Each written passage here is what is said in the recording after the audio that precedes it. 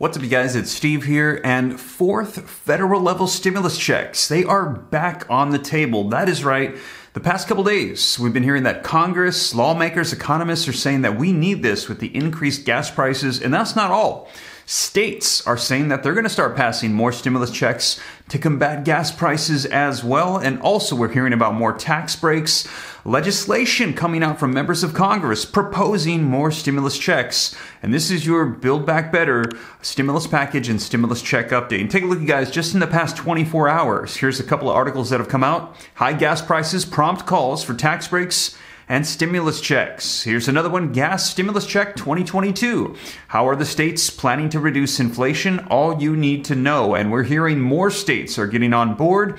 And as I mentioned, on a federal level, they're talking about more stimulus checks. And you guys, we're hearing President Joe Biden in his State of the Union address, he was pushing that there is going to be more legislation for stimulus, more phases. And right now, Congress is ramping up talks on checks. Now, I'm going to be sharing with you in today's video a news report from Fox News where we're going to be hearing the Republican and conservative perspective that no, we don't need any more stimulus. You're going to hear them mention all the stimulus packages that have passed. These are causing the 40-year high in inflation. They're saying we don't need it anymore, and the high inflation came right after we passed all those stimulus packages. And you're going to hear them mention there is nearly $1 trillion of leftover stimulus funds from previous stimulus packages totally untouched, unused. And a lot of people are saying President Joe Biden, executive actions, executive orders to reallocate those existing funds to provide a fourth and a fifth $1,400 stimulus check. There's that much money left over. We could get 2 more stimulus checks. Now, also, I'm going to be sharing with you the perspective of Senator Joe Manchin, who is one of the conservative Democrats in Congress who they need to get on board, and he's very concerned about debt and inflation. And he's also going to be discussing what's happening right now with gas prices and our need for energy independence. He's saying we need to get away from depending on foreign countries like Russia or these other ones, and we need to do a North American alliance so that way we're not in this situation anymore with our fossil fuels. So, you guys, I'm going to dive into this video footage, get you caught up on the latest. This just came out yesterday and today, so that way you know what's happening right now with negotiations in Congress, stimulus, and stimulus checks. So let's go ahead and dive right in, but also wanted to mention, check out the second channel, Steve Ram Finance, to learn about growing wealth and personal finance, and also our latest flip project.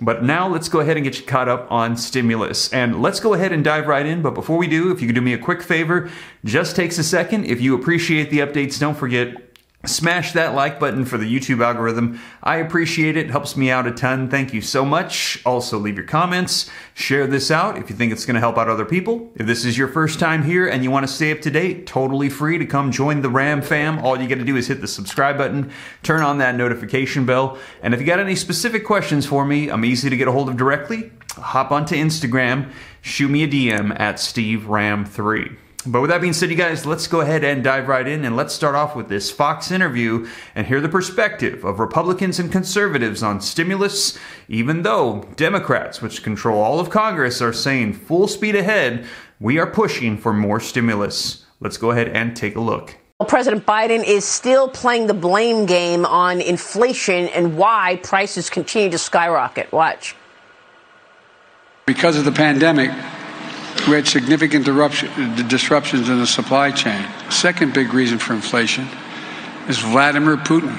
Big part of that reason is Putin began amassing troops along the border and then crossed. Make no mistake, the current spike in gas prices is largely the fault of Vladimir Putin.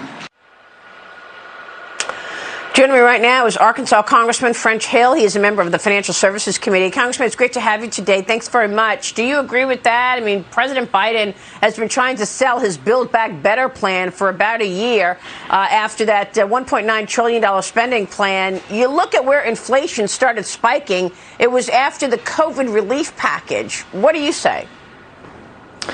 You're right, Maria. Good morning. Glad to be with you. This is more nonsense from President Biden.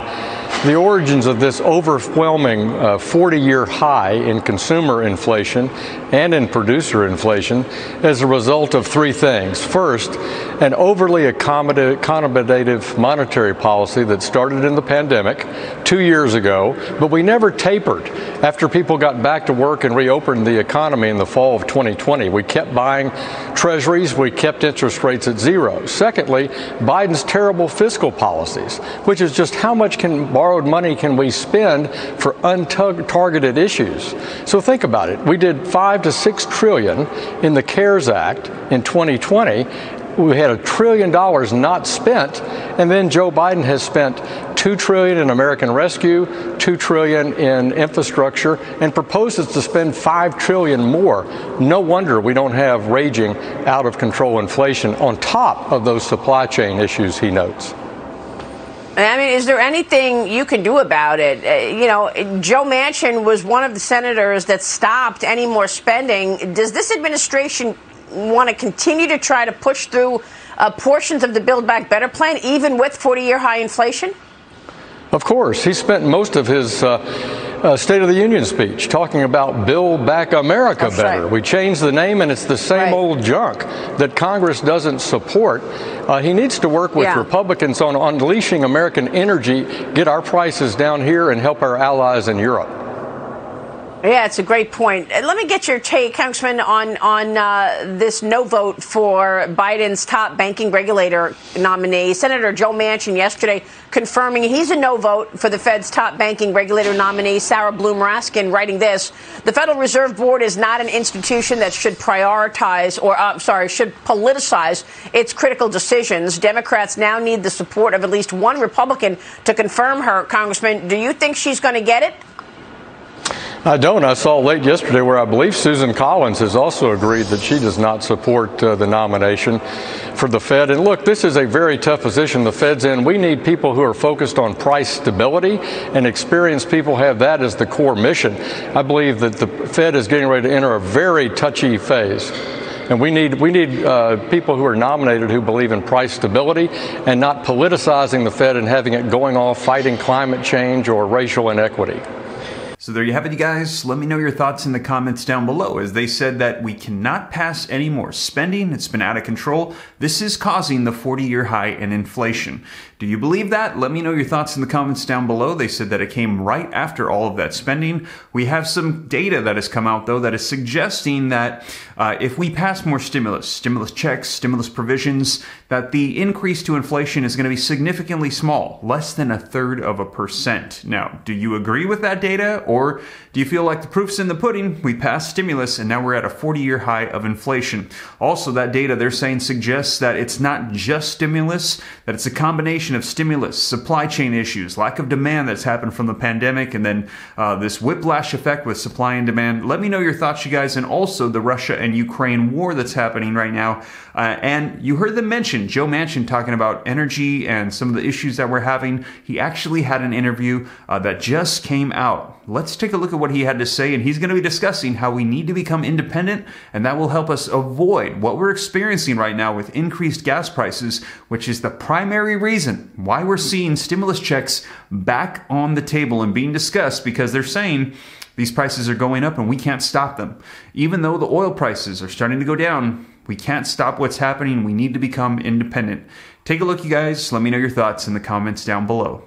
Joining us now, Democratic Senator Joe Manchin of West Virginia. He is chairman of the Energy and Natural Resources Committee and a member of the Armed Services. Well, Mika, there's a guy we need to talk to. This is the guy. There's a guy we need to talk to. He's the one. Because he's going to be able to answer these questions about energy. But before we get to energy, Joe, you pushed ahead. I want to show you this Wall Street Journal headline today: oil falls below $100. What can we do to keep those oil prices going down so consumers get relief at the pump?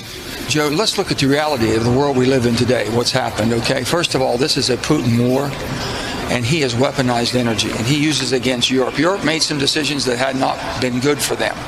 And with that, they're paying the price because of the dependency on dirty Russian oil and natural gas, the way they produce it. So the least that we can do is ramp up and do everything we can to maintain our energy independence, but also, Joe, be able to backfill every way possible we can with the cleaner American energy. And I know a lot of my friends on the far left and environmentalists don't want to do anything about increasing productivity. But I can tell you, for us to be strong, to be the superpower of the world, we should develop here in North America a North American Energy Alliance with Canada and basically Mexico and the United States as one continent, basically, that could be the energy hub. And also, Joe, we can walk and chew gum at the same time. We can make sure that we produce the cleanest resources, basically, from fossil, but also be able to segue into a cleaner environment with the technology and investments that it'll take to transition. I think we can do both, but we have to maintain. You can't just do one and not the other and think we're going to be fine. And that's what we're running into, the conundrum here. We should be ramping up production. We should be out there doing everything we can to maintain our independence, but be able to backfill them everywhere we can. And if we don't get Europe up and loaded for next winter, for this summer, when they're depleted all their reserves, there's going to be a big problem coming.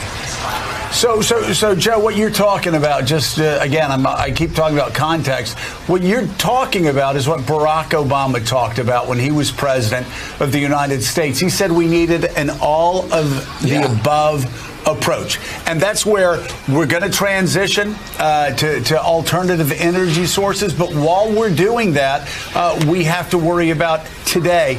I'm curious, you have the Germans that have fast-tracked a couple of LNG facilities, receiving LNG facilities for natural gas, clean natural gas. I'm curious, what's the possibility of us fast-tracking, say, 2 or 3 in the United States? It would bring energy prices down, and more importantly, would cut through all of the regulatory burdens that make these plants take forever to get completed. And if again, it's a national security issue here. I understand when we're debating in peacetime, that's one thing. But this has become a national security issue for our allies in Europe. Why don't we do that? Well, Joe, I don't know why we don't do it. It's a humanitarian crisis that we're seeing. It's going to, it can completely spread throughout Europe if Russia decides to do more and go further. Here's the thing that we have, just in West Virginia. We have been trying to build a 42-inch pipeline, basically taking the most abundant natural reserves that we have in natural gas out of the Marcellus Shale. That'll bring 2 BCF, that's 2 billion cubic feet a day, into the market. It'll help Cove Point with basically their LNG facility to export. It'll have backfill basically down into Louisiana, which hopefully would prevent any type of a freeze up that happened in Texas. We saw 200 Texans die. These type of things we should be doing. And also, Joe, we can develop these new lines as we bring cleaner energy online. Hydrogen, you can basically re-sleeve those with different size pipes and carry hydrogen also through the same things. So we need to be thinking of an all-in energy policy. Absolutely. And we can do it. You just got to unleash us. The government has to be working as our partner, not as our adversary. And that's all I'm saying. I think basically what they're concerned about, Joe, who's driving the train here? Is the federal government driving policies? And the government's basically pushing a policy that the market's not willing to accept yet, or it's not ready because technology hasn't advanced enough? Or are we going to basically, as capitalist society, let the market, and the market will change. People want cleaner environment. They want new facilities. They want new technology. And they'll use that as they make sure they have the horsepower to do it and don't basically make ourselves vulnerable. That's what I'm concerned about. And reliability is the name of the game, Joe. For the superpower of the world, we should not be dependent on Iran or on Venezuela to start producing oil, the dirtiest in the world, when we can do it here in America. So there you have it, you guys. That is the latest, and I know there's a lot going on right now. I will keep you up to date on what's happening with stimulus packages, stimulus checks, Build Back Better, inflation, Congress, legislation, Russia, Ukraine, everything that's unfolding. I'll keep you up to date here on the channel. But that is the latest, and as always, you guys, thank you so much for joining me. If you made it this far and you haven't already, don't forget, take a quick second, smash that like button for the YouTube algorithm. Helps me out a ton. I appreciate it. Thank you so much. Also, leave your comments, share this out.